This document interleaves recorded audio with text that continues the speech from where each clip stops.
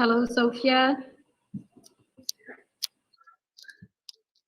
Um, I don't know if you know how to use this tool, this platform.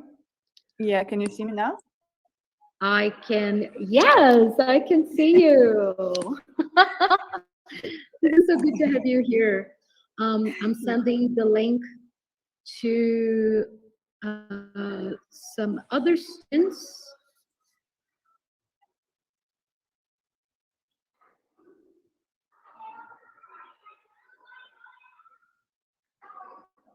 Let me know when to start.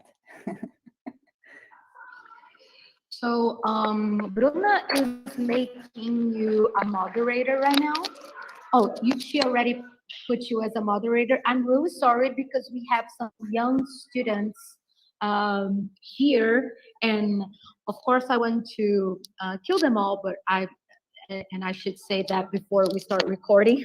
But there might be some noise when we start talking. But I will be sure that I close my microphone when I turn off my microphone when you are speaking. So, Sophia, you have any presentation, or you're just going to speak? Because good. No, I'm going to be casual today. Oh, that's good. I love when it's scheduled. Let me begin. So let me do the introductions. There are some people who are still getting in, but also we are going to be recording it and broadcasting it on YouTube later. So you will also have the link to be able to see our conversation here. So welcome everyone to Ed Club. This is a club that we have every month, and we usually ask people from all around the world to talk to our students and share their experiences abroad. Especially, well, we started off as students who were having experiences abroad and making them show their experiences. And when I got back from Australia, when I got back to Brazil, we decided to make it a little bit more connected to research and international researches and everything. So we have been being quite successful in some cases when we ask some people who work in the market and some people who are working at universities to share their researches or their field of work. And today I am so glad that I have my dearest friend, Sofya Glazunova, Sonieszka Tovares, my great friend, my camarada. And she's going to be here to talk a little bit about what she's studying, what she's researching, and investigating in political communication, which I believe is her field of academic study and field of research.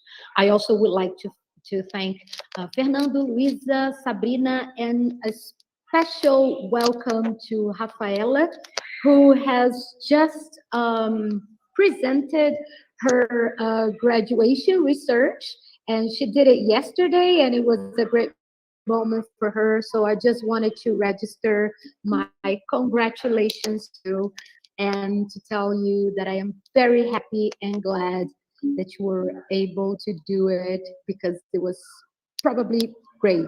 I was in another event, as you know, so I wasn't able to be there, but I am pretty sure that it was great. Okay, and also Bruna, who is always here with us, taking care of everything and making sure that everything will work out. So please, Sophia, it is a pleasure to be here with you. Please give me the honor of having you talking to us today. Hi everyone. My name is Sofya. It's 7 a.m. here, so if I look a little bit sleepy and forget the words in English, so yeah, forgive me. No, no worries. I am trying to make those. I'm trying to make those children stop. Just a second. So Sorry. yeah. Actually, I think I have so much Brazil in my life. Like I should have already like speak on Portuguese, but yeah, the only thing I know is to the bem, and that's it. And cachorro. Cachorro, yeah. So yeah, I'll probably just I didn't prepare like a structured talk, so I'll just go as it goes. I will probably just start from the beginning, so before and like how before PhD and how did it let this happen, and how in general we kind of I decided to work in academia. So initially, I'm from Russia, and both of my parents are journalists. So I was actually like growing up with the kind of news around me, and like instead of cartoons and great childhood, I was actually watching TV and news, uh, which is good at the same time because I was already kind of having some interest in politics, and I was watching like political shows, and my parents were also working during elections, so I was really knowing the process from inside. So it's kind of developed in me the interest in politics and journalism. And I even tried to work as a journalist when I was young, like for a little bit. Um, and Please continue. I was just asking the students to open up their camera. I know, but it's all right. I guess like it's normal. um, so yeah, so I was thinking to work as a journalist and kind of follow my parents' path, but then in Russia it was really kind of this profession lost the prestige, and I kind of became really concerned like what's going to be my future like if I'm going to be a journalist, because it was also a dangerous profession at some point. Like if you I don't know, heard something about Russia, so yeah, you can be, I don't know, poisoned or killed for journalism, which is not really promising. So I thought like, okay, if I like can't do journalism, I still want to do politics, and I applied for my bachelor's degree, and I started to study political communication, or like politics in general, which was at that time really interesting. And also, again, even though it was dangerous, but still kind of like can I call it like sexy?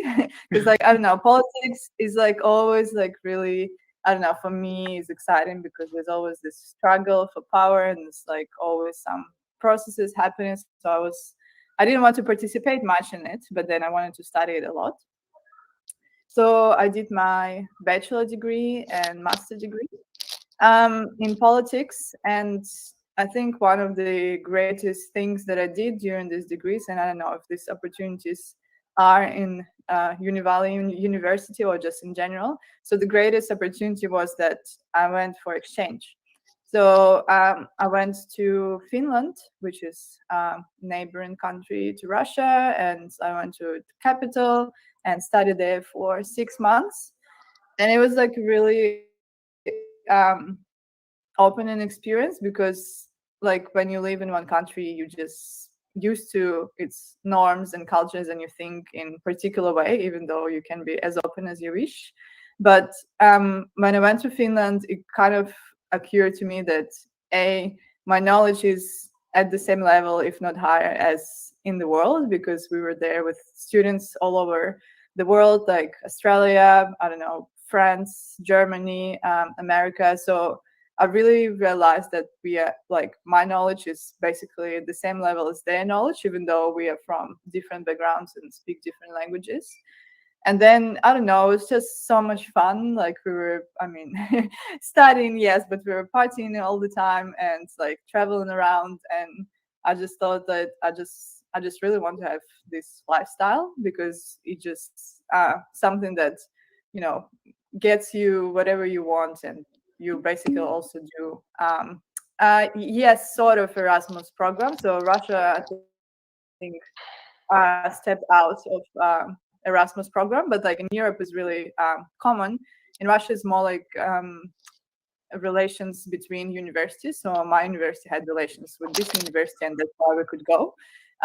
So And the great thing about it, I didn't need to pay anything. So like I basically just pay for the tickets.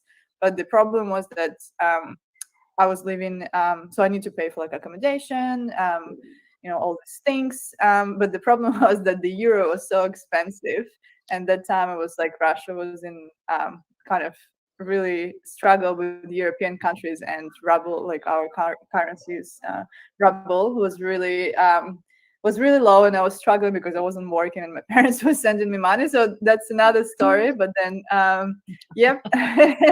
um, this. I found Russia and Brazil in many senses are really similar, and we discussed with Adriana, and I have here also Brazil and France. We just like, yep, same here. So yes, apart from that, it was really revealing to me that I can study abroad.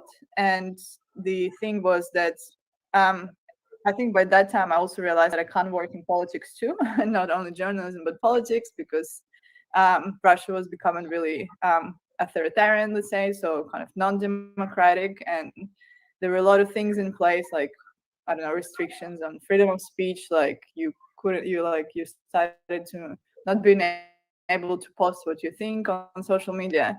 So I thought, yeah, it's probably not the good time to stay in It's a Russia. good time to leave. It is the perfect Yeah, time to leave. Yeah. yeah.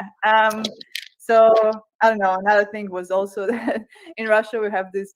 It's like I'm super open about it. I think because like in Russia, like when you're turning 25, everybody's expecting you to get married, especially for girls. So all my friends were like getting married. I was like, oh no, I'm leaving Australia. I'm leaving to Australia.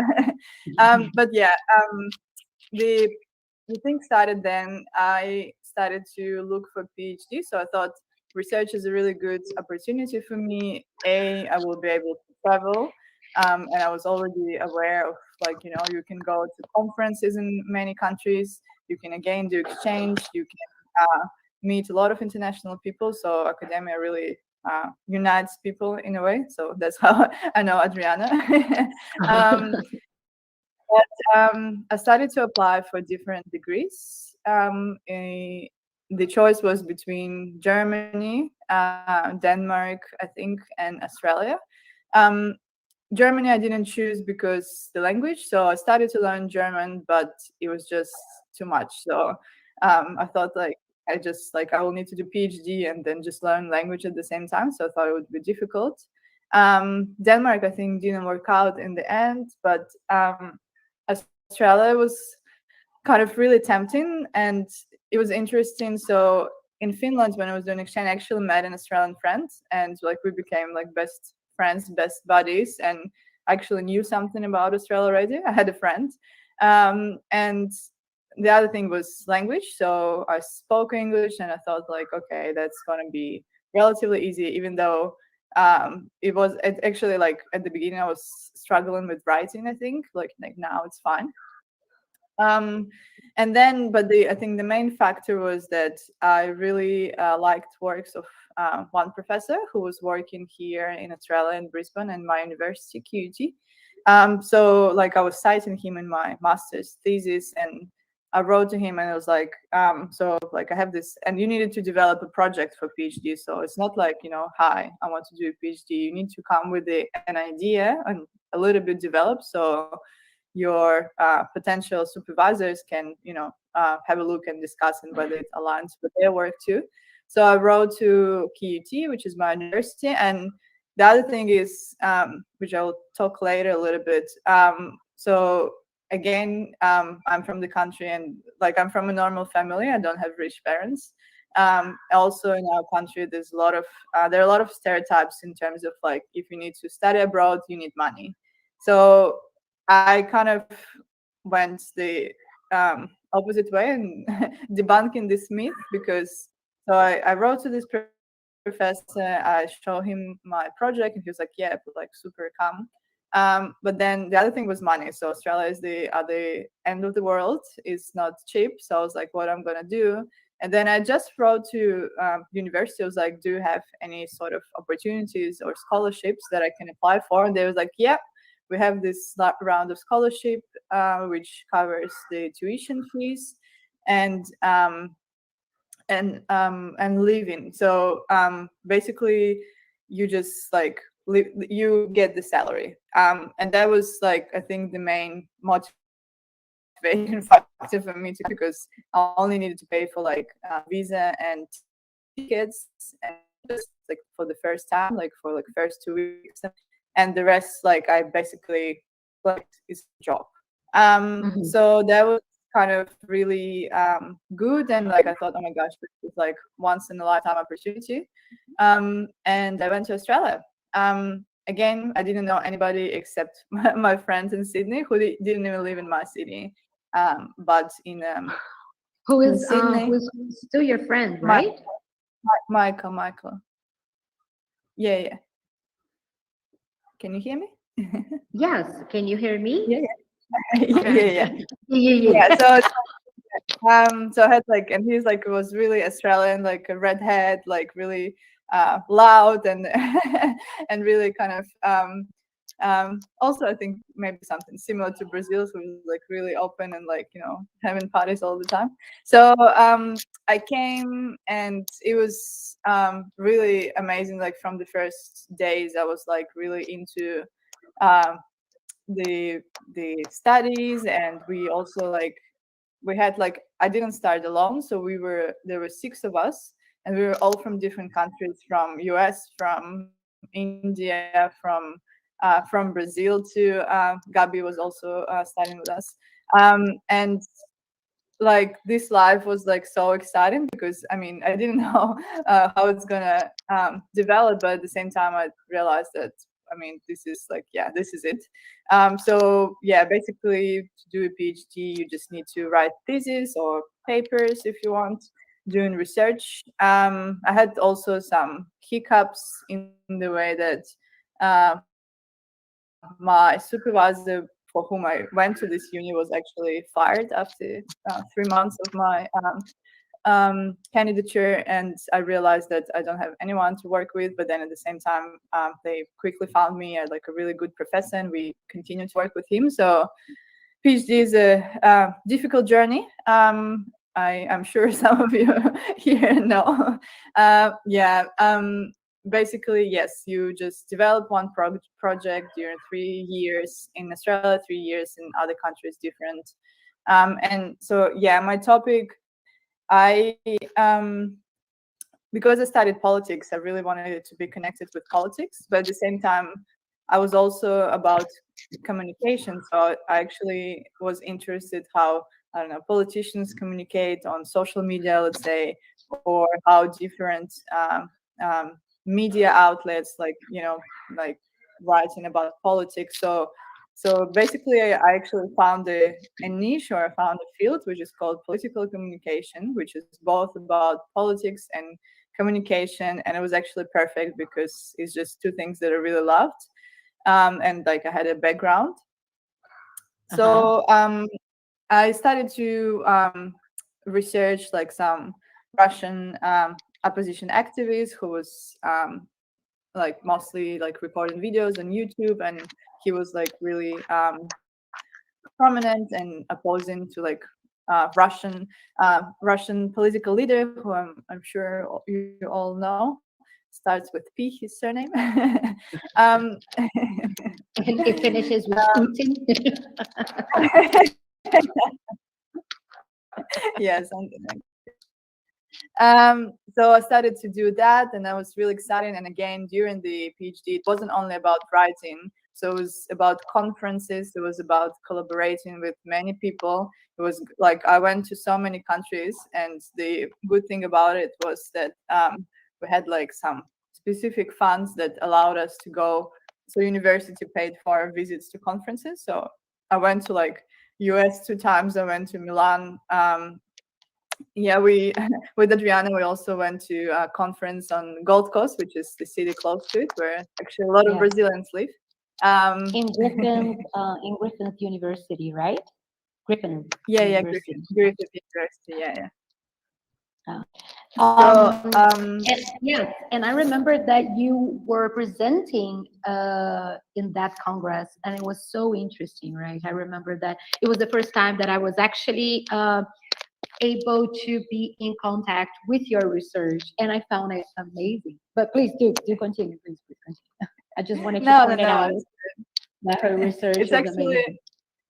it's actually thank you. It's actually interesting because this conference is next week, but online. So the Oh, same conference. Yeah, yeah. So it's actually the conference was it's the only association or like organization in Australia and like New Zealand, which is study communism and post-communism. So the countries like Russia, I don't know, Uzbekistan, like Central Asia and Eastern Europe. So it was many scholars who were in the same field, and like actually we met a lot of Russians too. yeah. So Actually, there yeah, it was was. a specific department, let's say, I don't know, a specific room, a room Mm, specifically for Russian studies, right? And yeah, also, so just for Russia, and also from what they would call Eurasia, which would be yeah, the countries that would belong to the Soviet Union, but then they were in Europe, and also other countries, because it's so. Because one thing, uh, although Brazil and Russia, in terms of, I don't know, in terms of not exactly lifestyle, but ways of thinking, I don't know, we have so much in common. But although we have so much in common, here in Latin America, specifically in Latin America, I cannot say about the other countries and other continents, but specifically in Latin America, we don't have any access of sort of information about Asia that is not created, written by Western journalism, specifically USA journalism. So okay, we everything that we know about Asia is a stereotype created by Western journalism. So this is quite difficult for us. When I tell people, well, I've been to a communist and post-communist studies congress, people say, oh my God, because we have so much fear of those words, and it was created by Western journalism.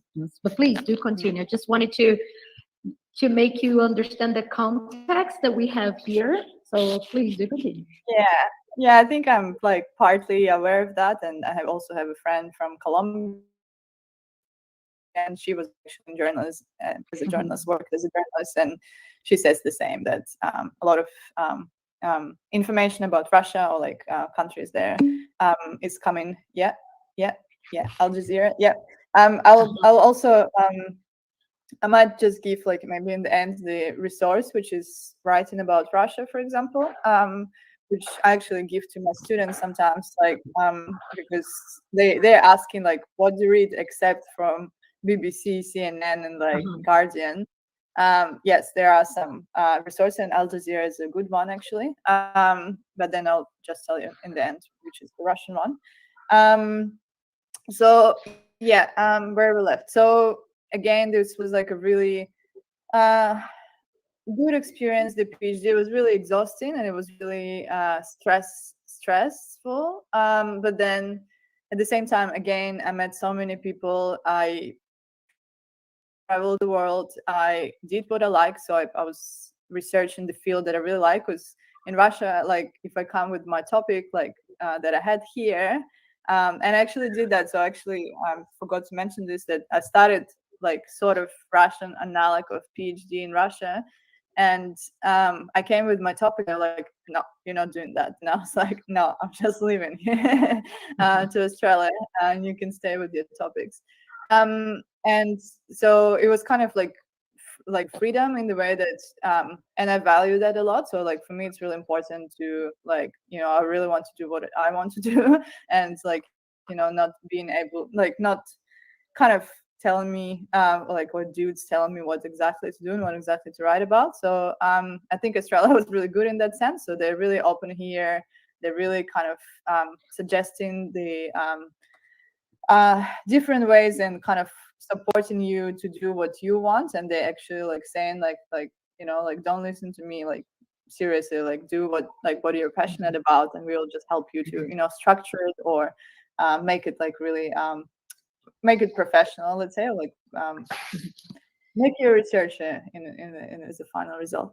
So yes, and then by the end of PhD, again, this is something that I would say non-Western people experience. So, and think I needed to to think about job, and I started to think about 1 year in advance that my PhD finishes. So it's like somewhere like in my second year, or like all the end of my second, because I needed the visa, so I needed to stay in Australia and being able to work. And also I think the good thing was that during the PhD I could actually work at the university, and I started to work a little bit. So I was working as a tutor, so I was teaching sometime, which was really also good. So I had this teaching experience, I got extra money, and then it also I really enjoy that. Like, I think Adriana is also the same, like you really like to work with students. I also find it really fascinating. Like, I don't know, I learned so much from students, and Yes. and yeah, and at the same time it's really rewarding. So you feel like you given the knowledge, and if at least one person in the room received that, that's like already really rewarding. And we had a really great experience, and actually one of them was that I went to Indonesia. So there was a kind of last minute opportunity, and my professor asked me to go with her on like educational tour. So we went to another country, to like Jakarta and Bali, with students. There were 20 students to teach them journalism, and it was like amazing. We just went to so many places, and again, like I just felt like this is just my place. Like, I want to do research, I want to teach, like I want to stay in academia and possibly in Australia. So I decided to apply for jobs and realized that like, for example, the difference was that, I don't know, probably also maybe I'm generalizing a bit, but what I found that like Australians or like Americans, they really didn't bother to think about jobs before they finish a PhD. So they had visas, so they could stay at home with their parents and whatever. But like, I didn't have extra money to live without a job. I needed a visa because my visa was ending. So I started to really apply really early for several jobs. And so there are two ways to after PhD, which is one is become a teacher or like a lecturer, so you can go and teach and do research as well, but like to the lesser extent. And the second was called postdoc. So this is who I am now.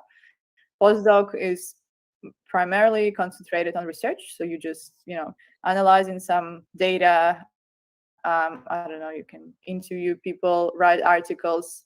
And it's good because I chose it because I just had the opportunity to boost my portfolio, because getting out of PhD, you don't have a lot of publications, or like you have some maybe conferences, but then to be able to be employable, you need to have articles, you need to have a lot of experience teaching, everything. So I thought, okay, I'll just probably go for postdocs to do research and to boost my portfolio. And at the same time, my university had three positions, all postdocs for 3 years. So I applied for that, and it was also competitive, and I needed to compete with my colleagues and friends who were applying for the same position, and which was hard as well. And I'll just, like, this was like more like a biography part. I can probably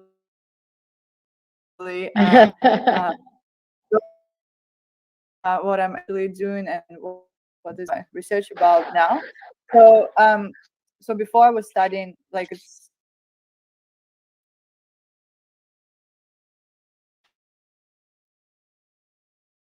general sense, Russian politics, Russian political communication.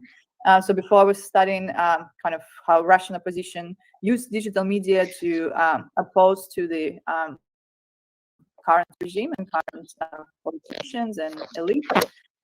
Now what really demanded in academic world is it's called fake news, disinformation. There's so many words for that. And this is also like a big part of political communication, on like how the information we receive and we see every day is distorted, or like, you know, it's false, but then people believe it and then, you know, attack the capital in US. And it's interesting because I actually started to research this topic when I was a bachelor. So when you're doing your bachelor degree in Russia, or like in my university, you need to write a small thesis every year. So for 4 years, I wrote each year a small kind of piece of document, which was about like different topics. And my very first topic was actually information wars, and like how Russia had a war with Georgia, the post-Soviet country as well, like former USSR country. They had like a really small war, but then they said like Russia lost this war Russia lost the information war. So maybe it has a lot of like had a lot of the military kind of preparation and equipment, but at the same time, like in the media field, Russia wasn't looking good in that event. So I was wondering why, and it was like in 2012. But then it's kind of amazes me how how like in 10 years I'm studying the same, and at that time, like my professor was like, oh, like, you know, this is not politics, haha, like this topic is really like not politics. And then now it's just the only thing that people are talking about. So it was kind of profound at that time. And at the moment, the center where I'm working is really advanced in the way that we study all sorts of digital media, let's say kind of different angles of what digital media can give us. And Adriana knows that well too, because she visited this center and was finding. It was the same department that we were working with in the Digital Media Research Center. And I was also studying digital media, but I was mainly studying the idea of creative economy and what are the economic, social, and political contexts that would make creative economy grow in a certain country, especially in Brazil. How certain type of public policies in Brazil made the creative economy grow, and how it is decreasing consistently after all of those public policies were started being disconsidered by the government. And so how how policy can change the creative economy. That's basically what I was studying there with distinguished Professor Dr. Stuart Cunningham. Yeah. Yeah. And very fluid. So the center where I'm working and where I was doing my PhD, it's connects everyone who is studying digital media. So it's not politics, and actually was like one of the few people who are studying politics there. So basically it's just, you know, culture, I don't know, media literacy. So like how, for example, they teach kids at school how to use digital media, films, art. So everything connects with that. And that was, I think, really amazing, because like you always tend to think in your own research agenda, but then the ability to draw from other people, to interact with them, to collaborate, maybe that was really good.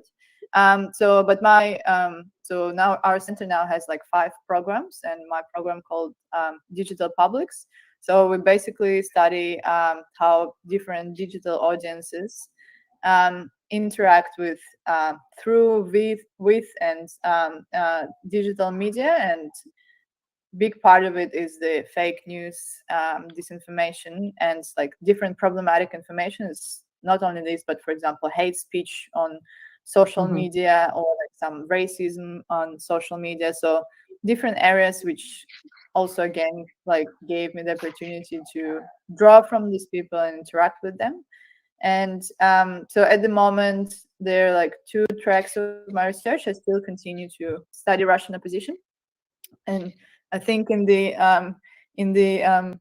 at, or like in the promo that you Adriana developed, you said about the book.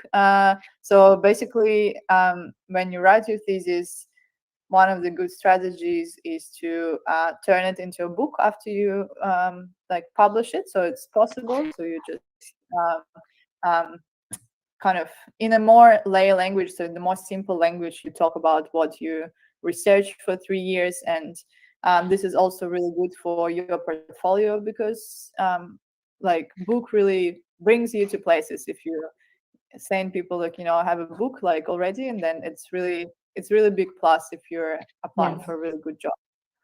So but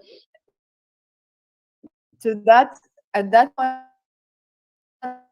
it wasn't actually my first book. So Yeah. And also, we have a person here who actually read your book. Just who? for now. Oh Fernando, my actually, Fernando Koch, the one that is here, he actually read your book, but he's just too shy to say it. But he told me, and now I'm telling you, have a Brazilian reader. So, Oh my gosh. How can you read yeah. Russian and share the skill? Oh my gosh. um, Uh-huh. so yes, I think uh, one of the good parts that also brought me to places, let's say, was to write a book which is non-fiction book, and it's in Russian. And when I came to Australia, I started to write a blog, and I just wrote like several. It was on Telegram, like we really use Telegram in Russia. Um, like it was about my life, like how I was like doing my PhD, like what's like about traveling and culture. And like I just had like all these notes that I, or like posts that I had. And like my mom is also like a journalist and an editor, and I asked her like, do you think it kind of like worth a book? She was like, definitely, like you should write it. So I compiled them all together, and wrote a book in Russian. And there were like, I mean, there were different processes in publishing as well. I think I was sharing with Adriana at the time that like I published it online first, because it was really hard to publisher, and because nobody knows you, and they're like, yeah, we don't know you, we're not going to be not And going to be actually interested. sponsor your Yeah, I publication. think they really invest in already known people, which is kind of sad, because like you just only have the big authors. Like let's say we don't have Dostoevsky's anymore, but let's say like if he was there, he would get all the money. So that was a really interesting experience. So I published it online. I didn't actually aim for main figures, or like to be better. You need to like invest a lot of money to promote it. I didn't have that, and I just published it for students, for like my friends and family, because I really wanted to, kind of to document this period of my life. But then it turned out to be really sort of for me really rewarding, because again in this book, so I think I started from it. So there was like a really big stereotype in Russia that if you need to study abroad, you need to pay a lot of money, which is to some extent true, but there are so many opportunities that people are not aware of. And Yeah, there are there are options. There are options. yeah, there are options, there are websites. I mean, I don't know, when I was in Russia, we had like a special website who they monitored all the scholarships, and they posted it all the time, like, there's a scholarship in Australia. I know about Australia because I saw that their government there sponsors their students, like, or like international students, and pay for everything. One thing is to pay for tuition fee, but then if they pay for my accommodation and everything, it's like basically like I'm in heaven. So these opportunities are all over the world, and they're not only in Australia. And I was kind of talking about the strategies for students, because I don't know, for me I was really kind of mm, let's say I was a bit upset that our students like think like, oh, like students in US or students in Canada are like so much better, like they have like so many good like knowledge and opportunities, but we are the same. So like even though we're not like speaking the same language, we don't have the same access to resource. And I think that's what probably common between us and Brazil too. So we have really good, well, at least at that time it was really good level of education, which again, when I went to Finland, I saw that okay, I just know even more than these students. And then people just don't do anything about it, like go by that. And that was and And sorry to interrupt. We have in common Latin American countries, because in order for us to be able to have opportunities abroad, we need to have a more broaden knowledge. We need to have more knowledge, not more knowledge, but we need to have a broader knowledge, and also a more, what we call, like a vertical knowledge, like deeper understanding of concepts. So the idea of international Latin American country, because we ought to, and uh, to Brazil some uh, subject. And one day, and she said, I so I realized about us, because she said, I can only write in English. I only had access that were already in English. So I really don't, she said, well, sometimes it seems like you guys have so much more of the world because you speak different languages. And I also think that this is a thing. Brazilian people tend to think that they are less than other students. But actually, I can say that sometimes not that we know more, because that sounds like, is we had to go, we had to make it, better, we had to make it stronger. So we know different languages, and we know different types of cultures. We understand that USA is not the center of the world, for example, because we have so many other perspectives. And then I think that when we go to other countries like Australia, and they get so interested about Latin American countries, they get so interested about other places in the world, that they actually want students from other places in the world to do research, right? So this is what I think that we have in common. This is also what I think that brought us together, except for the partying spirit, because Sofia and I, we had like a lot of fun together. But also, I think that this is the thing about like being international, and being an international student, and having to and showing that we have other perspectives than this Western Euro perspective. You know?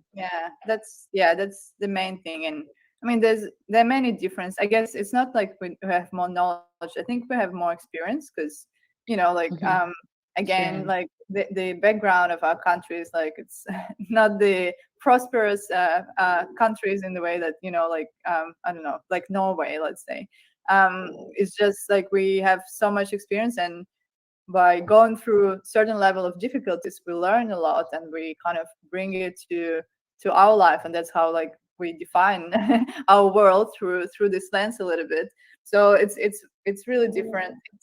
I can't say it's good or bad. It's just different from what I see and what I like what Australian students experience, or like in Mhm. general, like researchers, like what kind of ways we need to go through together. Again, like I'm Uh-huh. telling here about like applying for scholarship, looking for like opportunities and like stuff. Like some of them don't even need to do that. They just, oh yeah, I'll just go to the next street. I mean, which is fine. Like maybe in Russia I would be the same. Um, so yeah, like this book was really really helped me a lot in my career, and like in a really weird ways, which I I don't even know like how to measure the all the stuff that happened. But basically it's first, like some of the colleagues and universities were interested in how I wrote this book, and like what, like how it's possible these days and stuff. So I actually was even invited to India to give a talk about this book, and they can't even read it in English, so it's in Russian. And but they were really interested, like, oh my gosh, like tell us about, how it helps your personal brand, whatever. But it actually helped me to build a bit of a brand, because like you talk, like you can tell on Twitter, like, I wrote a book, and then like suddenly people started to come to you. I was like, oh my gosh, you wrote a book, like tell me about Yes. it. And people I don't even know, like it was so funny at some of the events of university, like a person came to me, I heard that you wrote a book, and I don't even know this person. And I was like, oh my gosh, like, that's crazy. So I gave like several lectures at universities only about this book, and Russian too, and like in Australia and in India even, which is like crazy. The other thing was that I actually, so several, like a lot of people, I had like an account for this book, like on social media. And a lot of people started to write me asking questions about this book, like, like not about the book, about sorry, about the applying for Australian university. So there's like, oh my gosh, like I read your book and I really wanted to study in Australia. I mean, they also thought that I'm sort of a bureau of helping others to Yeah. come to Australia, which is not bad. I think that was the point. And like if they asked me several questions, I would like happily answer. But two people applied to Australian universities and in my city, and they because they read my book and they were accepted. So I Oh, just yes. So one person is a Russian. She wrote me, was like, I like read your book and like it inspired me, and like I like she applied to my university, was accepted, and we met. We actually became friends. So she arrived last year. That was crazy. And another person me like from Russian. She was like, yeah, like I read your book, like I found your profile, like, and she was accepted to Griffiths. So she's coming like this year, and it just can't make me any like any more happy, because it's just what's the yes. point. This is So amazing. I didn't know that. yeah, I think that I like, again, writing doesn't bring you money. So for the whole period, I almost didn't earn anything on this book, and it wasn't the point. So it was just for my friends and family, and like some students or people I know. But somehow these people found me and were accepted. So this is a really good kind of opportunity. And then again, if people know that you have a book, they like straight away become interested. They understand that how much effort goes to that, and really kind of value you more. I do have a lot of more time because I think No, I'm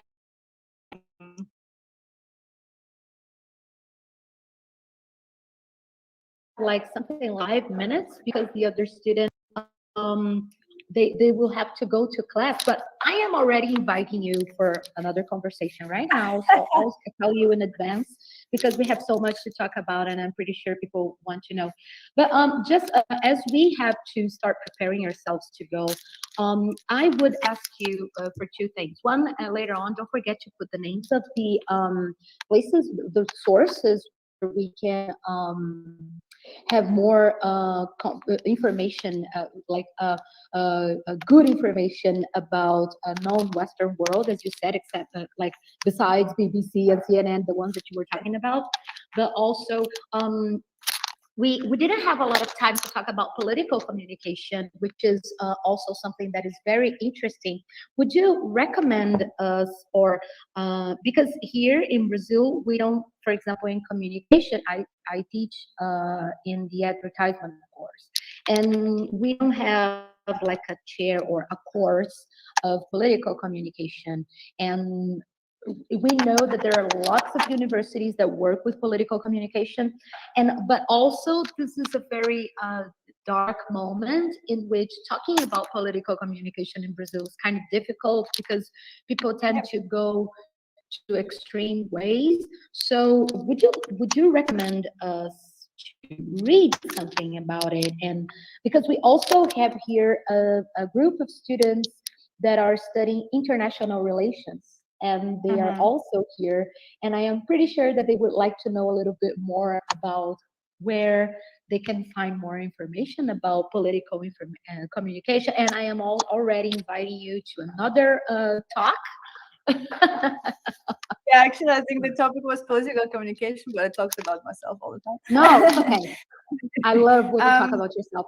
Also because we have lots of students here who intend to go to other countries to have their master's degree or do a graduation, take a graduation course, or maybe a PhD abroad. So it is good to hear from people who had the same struggle and this experience. So as you said, you had two people who read your book and went to Australia. So why not ask those people to, why not talk to those people about your experience? Maybe you get them inspired somehow, as I am pretty sure some of them will be. So, I like the name uh, Katyushka, is it right? is it how you say your name, Katyushka or Katyuska? Because here in Brazil, Yeah, it sounds Russian a little bit. I'm from Chile, in fact. oh, Yeah, it's kind of Lithuanian.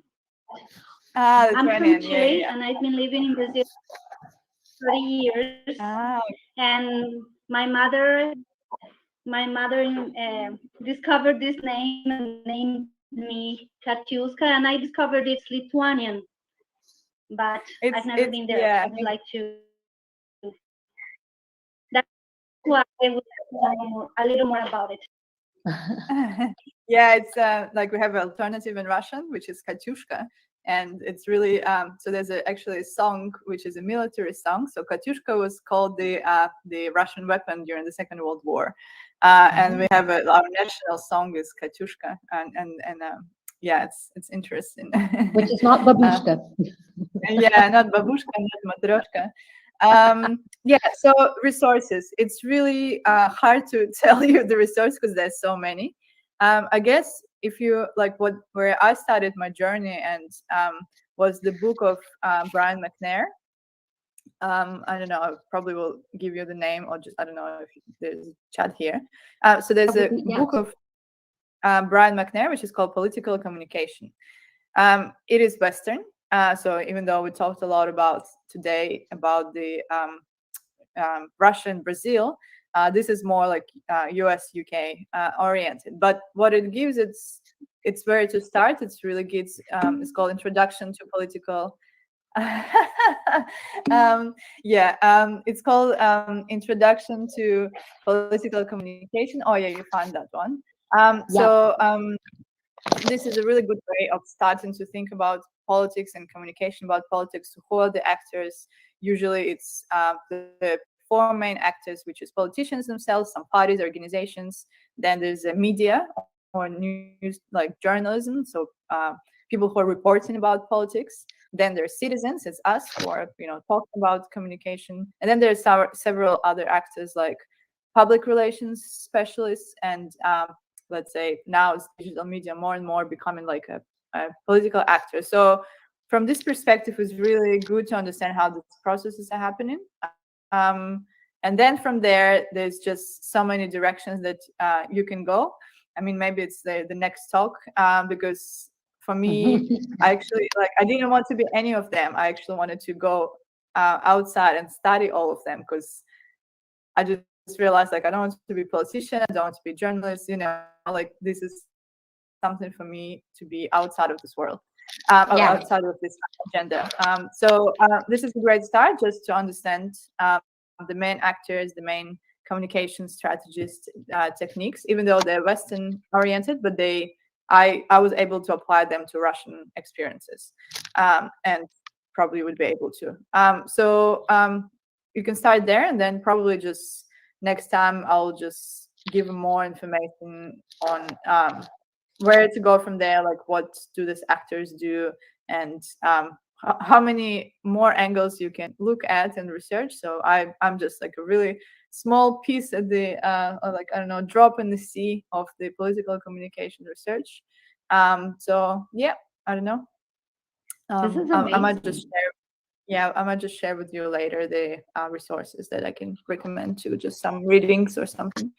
Yes, so whenever you are in front of your computer and you have some free time, if you could share some links, I could put it on Instagram and the students would be able to see it. And I could also forward this message to all of the other students. And we are also recording it and will be on YouTube. So we can also put it in the video description, some of the links. So it's, Yeah, and yes, yeah, whenever you have time, it's okay. and another thing that I promised at the beginning, so there's a Russian media outlet writes in English, and it's kind of a little bit anti-Russian, but it's a really good way to know what's happening in the country if you're interested. It's called Medusa.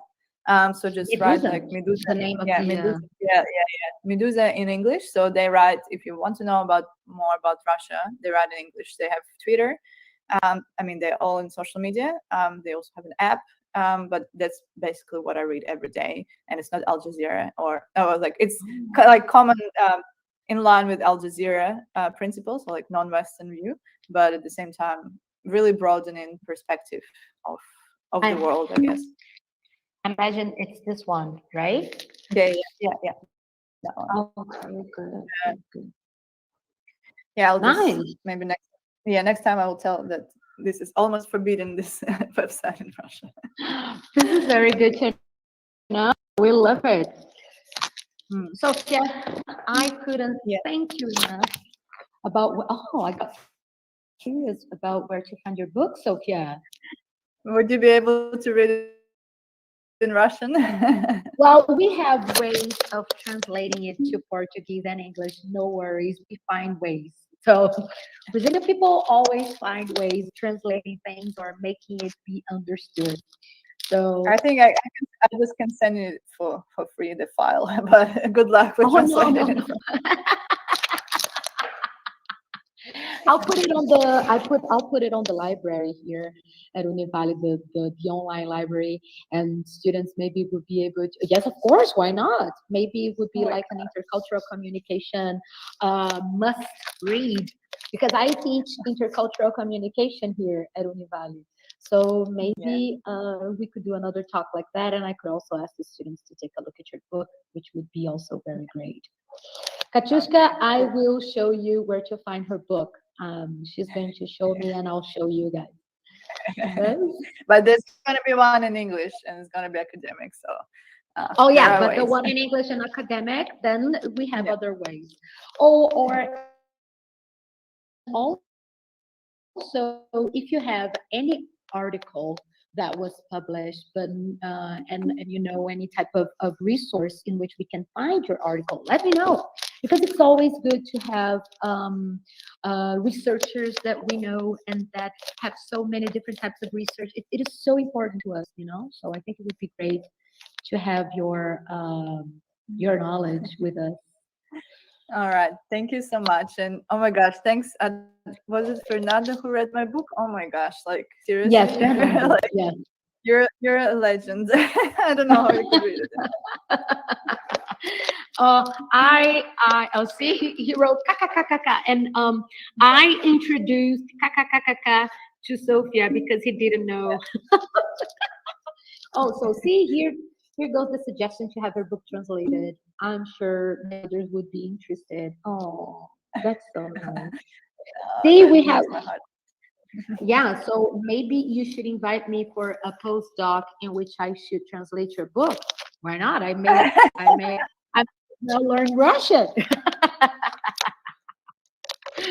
actually have a friend here. He's a Russian translated to Portuguese. So. Oh, good idea. Thank you. Sofia, it is so amazing to you don't know how much I miss you. I always talk about you, and it is so nice to see you. Fernando said we are very fancy because we're the sort of friends who meet in events, in scientific events, and or in events like that. So yes, Fernando, we are very fancy. Okay. You have no idea how fancy Sofia and I were in New Zealand. So one day I'll show you the pictures. It's another topic for another talk. Yes, topic for another talk. Oh, Sofya, I love you. Thank you so much for being here. It was amazing. You made my day and my night, and I hope you have an amazing day. Thank you for waking up so early. I'm so sorry for making you wake up so early. Next time, Yeah. we'll try to do it a little bit later. No, it's fine. I mean, I had a party with Brazilians too, so you know, it looks like I never left. Yes. Thank you so much. I'll let you guys go for your Thank classes. you. Bye-bye. Bye. Thank you so much, guys, for being here. Next time, I will make sure that we talk even more about political communication. Was not exactly what we talked about. We talked a little bit more about the experiences, but we will have time for sure. Thank you so much for being here. I love this Ed Club, and I hope you guys will be here again anytime. Bye-bye, guys.